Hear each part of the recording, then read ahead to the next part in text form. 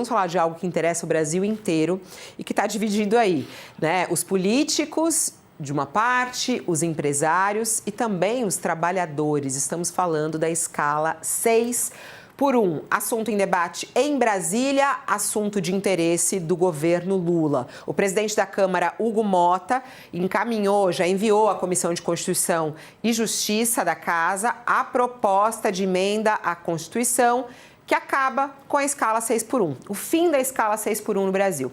Depois da análise na CCJ, a proposta vai seguir para uma comissão especial da Casa e só depois vai ser analisada no plenário.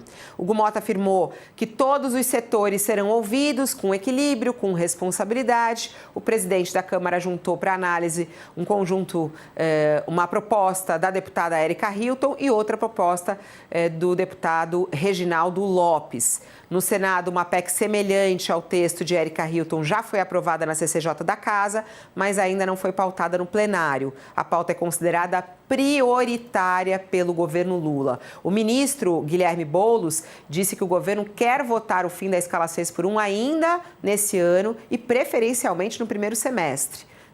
Em entrevista ao All News na semana passada, o presidente Lula reforçou que está na hora de fazer uma mudança na jornada de trabalho para garantir mais tempo de estudo e qualidade de vida aos trabalhadores. Nós estamos em contato neste momento com um parlamentar que também está no meio dessa discussão, o deputado federal Cláudio Cajado, deputado federal pelo PP da Bahia, já está conosco ao vivo aqui para falar da escala 6x1. Olá, deputado, seja bem-vindo ao nosso All News. Bom dia. Obrigado. Prazer é meu, Juliana. Prazer falar com vocês, todos que nos acompanham nessa entrevista. O senhor é a favor ou contra a escala 6x1? Qual é o melhor modelo para o Brasil? Veja, nós estamos evoluindo na discussão e, nesse momento, nós não podemos dizer que somos a favor ou contra 6x1 ou 5x2. Nós temos que ver qual é o equilíbrio entre os empresários e os trabalhadores, até porque ainda não existe um consenso entre os próprios trabalhadores, por exemplo, motorista de aplicativo, onde nós precisamos ver se eles aceitam regras que haja deveres e direitos ou não. No caso, eu penso que essa questão de jornada de trabalho, existe uma parte que é por dissídio coletivo, existe aqueles trabalhadores que têm jornadas diferentes, 24 por 48 ou 36 horas, com intervalos de 24 e 48 de descanso. E existem os trabalhadores que têm a jornada de 44 horas semanais. Eu vejo um pouco parecido com o que nós temos aqui em termos de salário mínimo. Se você for ver, a classe de trabalhadores que ganha salário mínimo não é muito, se paga mais do que o salário mínimo. Então, hoje, você encontrar trabalhadores que têm uma jornada de 44 horas, muitos, através de dissídio ou de próprio acordo entre empregado e patrão, reduz para 40 ou trabalha de segunda a sexta com a jornada de 42, 44 horas. Então, eu penso que essa discussão é importante. Nós temos que avançar e votarmos. Não penso que seja apenas uma proposta de interesse do governo Lula, mas também do Congresso Nacional. Nós temos que evoluir nessa discussão, acharmos um caminho, um consenso que a gente possa, de fato, fazer com que o custo Brasil, principalmente que incide em cima das folhas de pagamento, não faça com que a competitividade das empresas brasileiras fique prejudicada por uma eventual alteração. Nesse momento, eu vejo que a maioria da casa é a favor. Deputado, bom dia, obrigado aqui pela presença, obrigado por estar aqui com a gente no All News. Deputado, mas o senhor falou com relação à questão dos trabalhadores de aplicativos, de plataformas, só que eles não são regidos pela CLT, né? Ou seja, a questão da jornada, ela vai atingir principalmente essa... É uma grande discussão que é feita já há muito tempo, vai atingir os trabalhadores CLT. Os aplicativos continuam no 7x0, porque eles acabam trabalhando 7 dias por semana, em horários até inclusive, a sociedade está esperando da Câmara dos Deputados e do Senado Federal uma resposta com relação à regulamentação dos aplicativos. Mas, para a questão da 6x1, não entraria, né? E a outra coisa que você falou... Mas, e aí, aproveitando só para engatar... Oi, diga. Nós estamos discutindo essa questão paralelamente. Não, sim, mas então, o senhor está querendo dizer que essa questão já vai entrar no projeto 6x1 aplicativo, não, né? Não. Eu estou dizendo que existe uma discussão que, se você altera a jornada de 44 horas, isso impacta também numa segunda discussão que está sendo feita pela Câmara, que é dos aplicativos, né?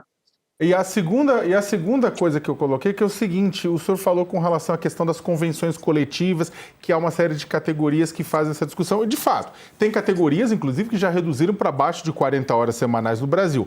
Só que o que acontece, e aí quando a gente vai olhar as pesquisas produzidas pela USP, FRJ, Unicamp, Universidade de Brasília, IPEA e IBGE, elas, na verdade, traçam a seguinte situação. Quando a categoria ela é forte, né, quando a categoria ela tem capacidade de mobilização, ela consegue se organizar e solicitar, demandar a redução de jornada ou uma remuneração melhor pela jornada existente. Contudo, se a categoria ela é frágil, ela é fraca, o que acontece é o contrário. Eles não têm força, eles são fragmentados e acabam não conseguindo uma demanda coletiva como a redução da jornada dentro da categoria. Daí a importância da lei. O senhor não acha, por exemplo, uma das principais categorias que reclamam nesse sentido é o pessoal do serviço e do comércio. Né? Nesse sentido, uma lei como essa, na sua avaliação, não poderia vir exatamente para suprir essa incapacidade de certas categorias de se organizarem para isso? Veja, essa é uma tese que se desenvolve, você está expondo, mas o que eu acho que impacta muito, não só no comércio e no serviço, mas também na indústria, é o custo disso. Vai ter ou não alteração dentro do custo das empresas essa eventual redução da jornada de trabalho? O que eu venho ouvindo dos empresários que me procuram a respeito dessa discussão é justamente isso. É o receio de que haja uma elevação dos custos sem que se possa transmitir ou transferir isso para os produtos ou para, enfim, o custo da empresa, que a depender do seu negócio, e ele não ter esse impacto diante da carga tributária que é muito elevada no Brasil. Então, a discussão, na minha opinião, passa por esse debate. Vamos ver, eventualmente, esses profissionais, esses trabalhadores que têm menos organização sindical de associações, eles ficariam mais vulneráveis, mais submissos a uma imposição do empregador? Eu não vejo que essa é a principal discussão. A principal discussão está em termos do custo que isso vai haver. Na Europa e até em outros países, coloca-se que há uma melhoria na performance do empregado, na performance do trabalhador em relação a uma jornada menos dura do que a que existe hoje, e que isso tem ganho de produtividade. Bom, eu não sei se essa questão vai poder se tornar uma tentativa e erro para ver se de fato ela acontece. Mas, na minha opinião, o cerne da questão é essa. Porém, eu volto ao que eu disse anteriormente, né? Poucas atividades hoje você trabalha com 44 horas, principalmente se você for pagar um salário, né, como tem hoje o salário mínimo. Né? Muita gente ganha acima porque em termos de comparativo, ineficaz. Né? As pessoas não conseguem, de fato, sobreviver com o salário mínimo. Então, muitas empresas já adicionam ao salário mínimo outras formas de pagamento ou remuneração. Nós vamos encontrar, e eu penso que essa discussão é importante, um equilíbrio entre o setor produtivo, que apresenta números que vão levar a dúvida que você acabou de expor, se é ou não em função de organizações de trabalhadores que são menos eficientes e fortes do que outras, ou se de fato seria um ganho para eles se reduzir essa jornada. Eu acredito que depois do Carnaval, com a determinação do presidente Hugo Mota, essa discussão vai avançar e, mais do que isso, vai haver uma deliberação nesse sentido. Deputado, o senhor menciona com razão o custo Brasil, e ele existe, né? E parte dele está na folha salarial, mas há no Brasil também o custo empresa, né? Isenções tributárias e benefícios fiscais Sim. Hoje mimam empresários brasileiros com mais de 500 bilhões de reais, né? Então há o custo Brasil, mas há também o custo empresa. O que eu queria lhe perguntar objetivamente, porque nós estamos em ano de eleição e surgiu essa pauta, né, da discussão do fim da escala de 6x1. Na origem, isso nasceu na eleição municipal passada, numa proposta de um vereador do PSOL, no Rio de Janeiro, que foi absorvida pela deputada Érica Hilton, chegou ao Congresso, deixou todo mundo ali meio atônito e agora virou um assunto da campanha. O que eu queria lhe perguntar objetivamente é, isto vai ficar como assunto de campanha ou tem como avançar? Pergunto porque quando o Congresso quer, as coisas vão ao plenário com uma rapidez extraordinária. Ainda na semana passada aprovou-se lá a escala de 1/3 para servidores do Legislativo, né? Um dia de folga para cada 3 dias trabalhados. Não teve discussão, não foi para a comissão, simplesmente nasceu na mesa, chegou ao plenário e foi aprovado. Essa proposta da 6x1 foi para a comissão, vai para a discussão, vai ouvir todo mundo. Existe, de fato, a intenção de que isso avance ou é um assunto de campanha que tende a ser empurrado com a barriga e morrer mais adiante? Aí eu não posso afirmar pelos colegas nem pelos líderes partidários. Obviamente que toda matéria que vai a plenário, ela tem o seu momento de maturidade. Às vezes você botar uma matéria que ainda não está madura, não está amplamente discutida e debatida, você corre o risco de não tê-la aprovada, né? Então, esse momento, na minha opinião, está sendo construído. E nós esperamos que o debate apresente todos esses vieses. Em relação ao que você colocou do custo das empresas, eu fui o primeiro a levantar essa questão na reforma tributária. Os gastos tributários, que são as isenções tributárias, chegavam com a área financeira a R$1 trilhão por ano. E hoje foi reduzido. O que ficou ao longo desses 2 anos, depois do debate do arcabouço fiscal, que eu fui o relator, e da reforma tributária, foi muito pouco, porque o governo foi taxando, foi tributando todos esses gastos tributários. Eu digo isso porque eu acompanhei isso de perto, que foi uma das formas que nós tínhamos de poder criar receitas sem, digamos assim, você aumentar ainda mais a carga tributária. E isso impacta dentro dos gastos tributários na questão, por exemplo, do PES, que atinge aqui estados como a Bahia, municípios como Salvador, que tem uma forte atração no turismo e que as empresas, depois da pandemia do Covid, tiveram grandes prejuízos na falta dessas atrações, não é? Do turismo, hotel, bares, bandas de música, cantores, etc. E isso foi, ao longo dos anos, sendo retirado.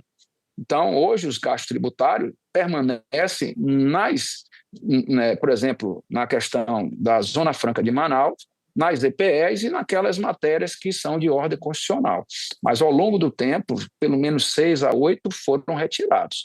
E digo o seguinte, isso também é um fator que nós precisamos levar em consideração. A discussão tem o seu momento. E eu penso que a determinação do presidente Hugo Mota vai fazer com que essa matéria possa avançar se tiver em comum acordo com os líderes. Agora eu digo, esse assunto tem sim uma forte conotação política e poderá ser usado na campanha se for aprovado ou se não for aprovado, porque passa a ser uma bandeira de muitos que queiram utilizá-lo. Obrigada, deputado, por estar aqui conosco no nosso All News. Um bom dia ao senhor. Muito obrigado. Eu que agradeço. Obrigado. Bom dia. Obrigado. Agora são 11 horas e 32 minutos. A gente estava falando sobre até essa prioridade do governo no 6x1. Não sei se a gente tem o vídeo do Guilherme Boulos, eu não sei se a gente tem ele disponível, falando inclusive sobre isso, falando sobre a vontade do governo em colocar isso adiante. Vamos ouvi-lo. Muitos jornalistas estavam nos perguntando a respeito da iniciativa hoje do presidente Hugo Mota de mandar para a CCJ da Câmara a PEC pelo fim da escala 6x1. Nós estamos desenvolvendo uma articulação. Achamos que essa iniciativa do presidente Hugo Mota é muito positiva, demonstra o compromisso dele, do comando da Câmara, em colocar para votar esse semestre o fim da escala 6x1. E conversei com o presidente Lula hoje na hora do almoço, antes de vir aqui para Mauá, e nós vamos chamar o presidente Hugo Mota para uma reunião na quinta-feira.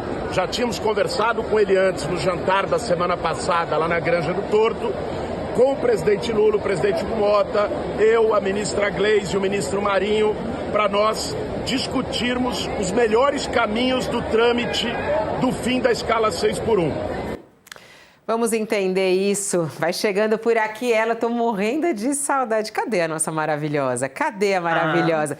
Já tá ela aí, por aí no mundo, nem sei aonde ela tá. Bom dia, Dani, seja bem-vinda. Ai, bom dia, querida. Bem-vinda você de volta. Olha, eu quero dizer o seguinte, o público sentiu muita saudade de você. Eu ocupei aí a sua bancada por 2 dias e a pergunta, onde está a Fabiola? Onde está a Fabiola? Estava no Japão. A real é essa. Dani Lima está, coitada, em Brasília, se lascando de novo. Mas é isso que a gente quer você se lascando para que você traga notícia pra gente. Brincadeira. Depois a gente vai comer aquele japonês, eu vou te contar tudo da viagem, porque ela também adora comida japonesa, que nem eu. Muito bom. Ô, Dani, vamos pegar o gancho nessa discussão. Nessa discussão do 6x1. Como é que o governo quer isso rápido, né? Quer isso antes das eleições, porque essa é uma bandeira importante. Será que consegue? Como é que está essa negociação em Brasília? Fabiola, vamos voltar um pouquinho no tempo, até para pegar aí o que o ministro Guilherme Boulos falou, né? O Lula, na semana passada, um dia antes da nossa entrevista, a gente falou com o presidente da República na quinta-feira.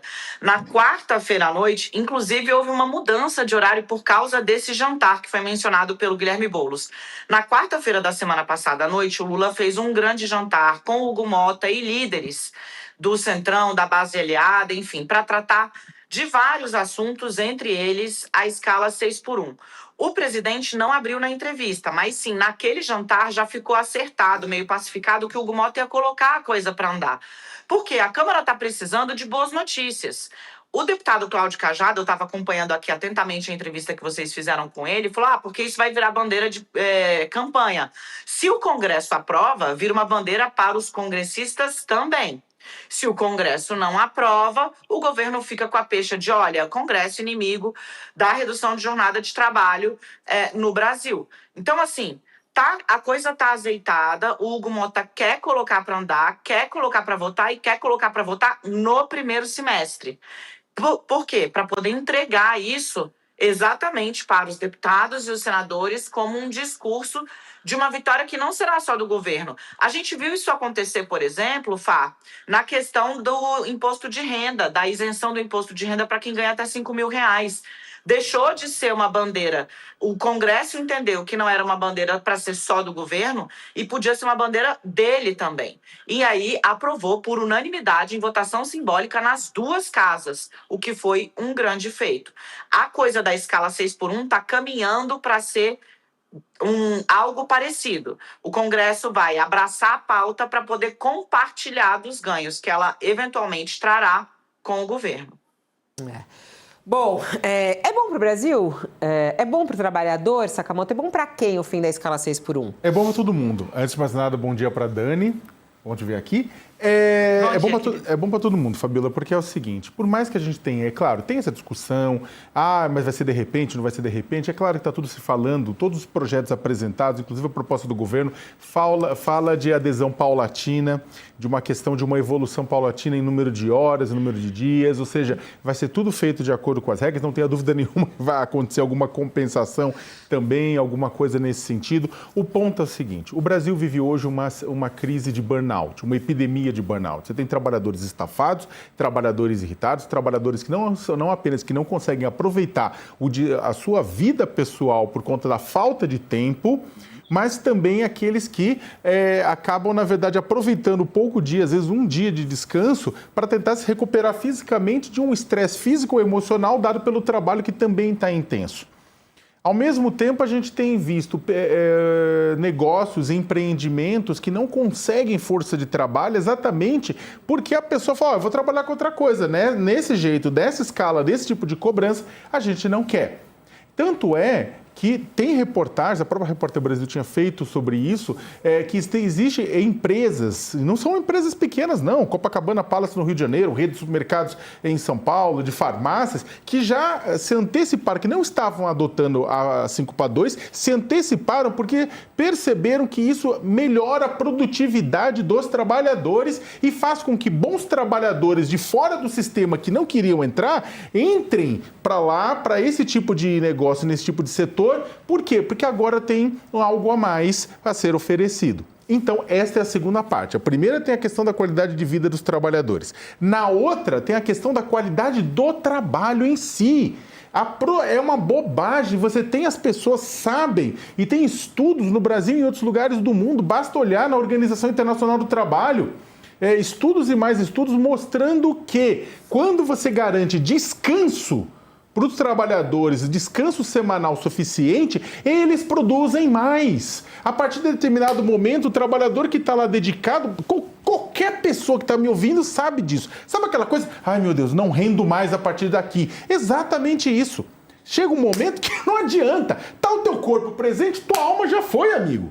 Né? Então, o que acontece? No final das contas, esse tipo de mudança, ela é positiva para todos. O que acontece? Muito da discussão, só para terminar, das 6-1, mirava 4-3, você tem muita gente que defendia 4-3, etc. O que vai acontecer é a aprovação do meio do caminho, das 5-2, e o que o governo, o que muito provavelmente vai acontecer, mira-se em 36, mas a aprovação de 40 horas, ou seja, 5-2, 40 horas, 8 horas por semana, com uma possibilidade de indicativo de avanço para a redução de 36 posteriormente. Tem gente na oposição que está com uma ideia de jerico, desculpe com toda a razão, de você pegar as 44 horas dessa semana, de 6 dias, reduzir para 5 e manter as 44. Ou seja, o cabra e a mina vão ter que trabalhar mais por dia.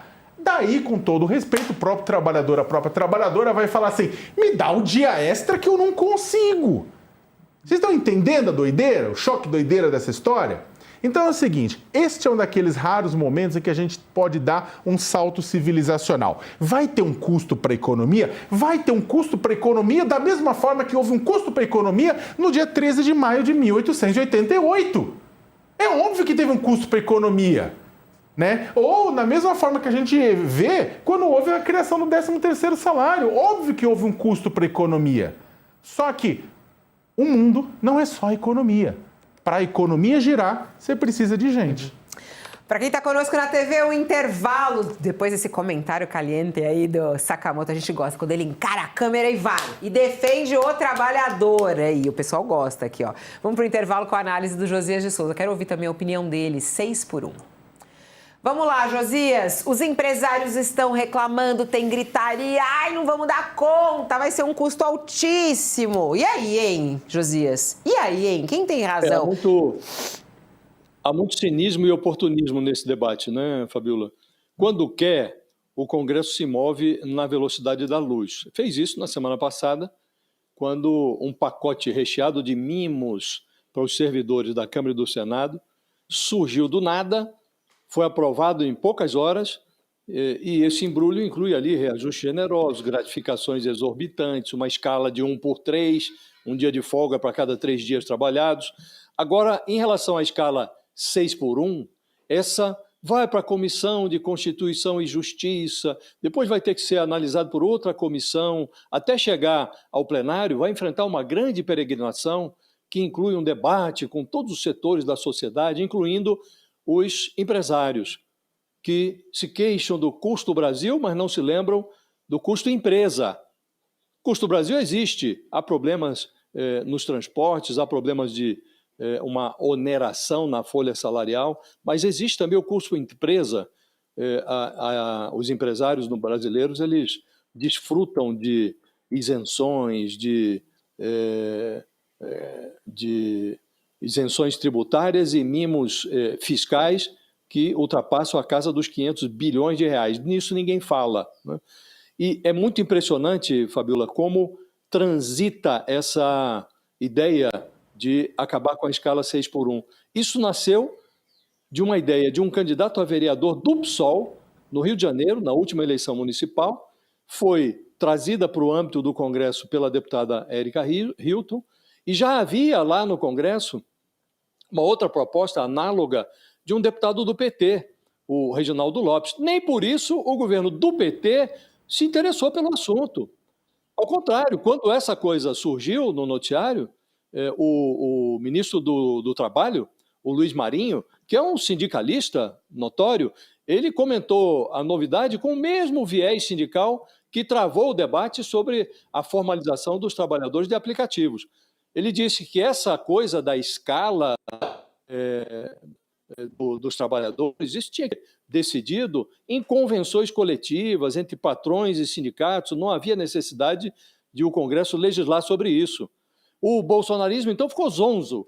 Eu me lembro nós comentamos aqui, inclusive, o Nicolas Ferreira atacou a ideia de acabar com a escala 6x1, foi bombardeado nas redes sociais, fustigado até pelos aliados. Ele classificou essa PEC como uma bizarrice, né? E aí ele veio e, em reação, falou: eu também fico puto com a diferença de salário de um deputado, de um senador. É isso, Josias. Nunca. Os parlamentares ganham assim, bem, né? Estamos só de volta. Tá levando... Espera só um pouquinho, deixa eu só receber o pessoal que estava na TV conosco. Não. O Josias soltou aí uma palavra, nunca vi você falar isso, Josias. Que é isso? Ficou o quê? Ele ficou o quê? Ficou doido da vida? Ele ficou puto da vida, o Nicolas. Mas então agora, Fabiola, volta essa pauta da escala 6x1, com uma dose de oportunismo, porque estamos vivendo um ano eleitoral, de repente o Lula, que não enxergava o Reginaldo Lopes, de repente virou prioridade do governo, bom, com atraso, mas é bom que tenha virado uma prioridade. Nem o ministro do Trabalho dava atenção. Aliás, achava que não era o caso de o Congresso tratar disso. De repente, o assunto ganhou essa proeminência toda, mas o Hugo Mota, para acelerar, pisa no freio, manda lá para a CCJ, depois, sendo uma emenda constitucional, tem que ir para uma comissão especial com deputados e senadores. Sabe Deus quando esse debate será amadurecido, Fabíola. Uma pena, porque nessa matéria de redução de jornada, o Congresso é pioneiro, né? O Congresso se reúne de terças a quintas, depois volta para as suas bases, os deputados voltam, os senadores também para as bases, onde ficam de sextas a segundas. Antes se dizia que os parlamentares precisavam visitar os seus estados, prestar contas aos eleitores. As redes sociais deram aos congressistas o único privilégio que eles ainda não tinham, que é o poder da ubiguidade. Eles estão em todo lugar, com rede social, não precisa voltar para o Estado, mas poderiam estar em Brasília e nos seus estados ao mesmo tempo, e essas velhas desculpas ficaram gastas, né? Agora, para reduzir jornada de trabalhador, e nós não estamos falando de todos os trabalhadores brasileiros, não, estamos falando só de quem está registrado na CLT, quem tem esse privilégio de ter registro em carteira, a carteira assinada, porque o resto, Fabíola, é trabalhador de aplicativo, gente que está na informalidade, ralando para encher a geladeira. Essa gente trabalha de domingo a domingo, a escala de 7 dias de ralação e 0 de folga. Então, mesmo assim, um benefício que pegaria só esses trabalhadores que estão formalizados, há tanta hesitação no Brasil para adotar, e outros países já avançaram nessa matéria, mas aqui, a exemplo do que ocorreu na época da escravidão, e o Brasil foi o último país a revogar a escravidão, né? E agora estamos aí, oportunisticamente, com uma dose de cinismo, discutindo o fim da escala 6x1. E o que está em discussão, Fabíola, é a proposta de que os trabalhadores trabalhem de segunda a sexta e que possam folgar no sábado e no domingo. Isto não é nenhuma revolução, mas voltou. Está lá na Comissão de Constituição e Justiça. A pressa, neste caso, é muito inusual, porque quando eles querem, eles aprovam do dia para a noite. Quando eles querem retardar, eles mandam para as comissões, para um debate muito criterioso, com muita responsabilidade, Fabíola. Tem tanta gente aqui, ó, mandando mensagem e falando sobre justamente essa história da jornada, falando assim, é impressionante como as pessoas não conseguem nem ler a proposta direito ou entender, aí começam a opinar sem ter qualquer noção, e os parlamentares fazendo isso. Muita gente aqui no nosso chat trazendo opinião sobre esse assunto. Falando sobre o trabalhador, quero abrir a coluna do Sakamoto. Ontem estava bombando na nossa página essa coluna do Sakamoto. Adeus 13º e férias? Que história é essa, Sakamoto? Avança o julgamento que pode desmontar o emprego formal. Fabiola, tem determinados temas que tramitam na justiça brasileira que são tão herméticos que vão andando, ninguém sabe do que se trata e quando vê já foi julgado, decisão já foi pro brejo e a vida dos trabalhadores e das pessoas comuns mudadas e alteradas definitivamente. Um deles é o chamado tema 1389, que diz respeito a grosso modo duas coisas. A competência para julgar problemas trabalhistas envolvendo pessoas que têm empresa aberta no próprio nome, empresas individuais, né, PJ, MEI, etc. e tal, e se é na Justiça do Trabalho ou na Justiça Comum. E o ônus da prova, com quem que fica com o trabalhador ou com o patrão.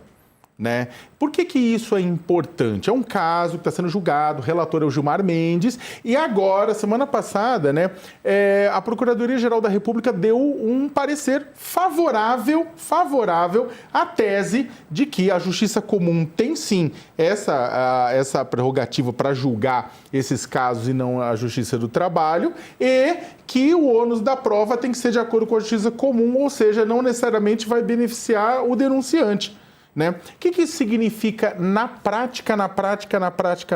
Significa que isso pode fazer com que o emprego formal, aquele com carteira assinada, 13º salário, férias, limite de jornada, possa reduzir e se tornar exceção para algumas categorias de trabalhadores. Por quê? Porque vai ser muito mais barata a contratação de outra forma.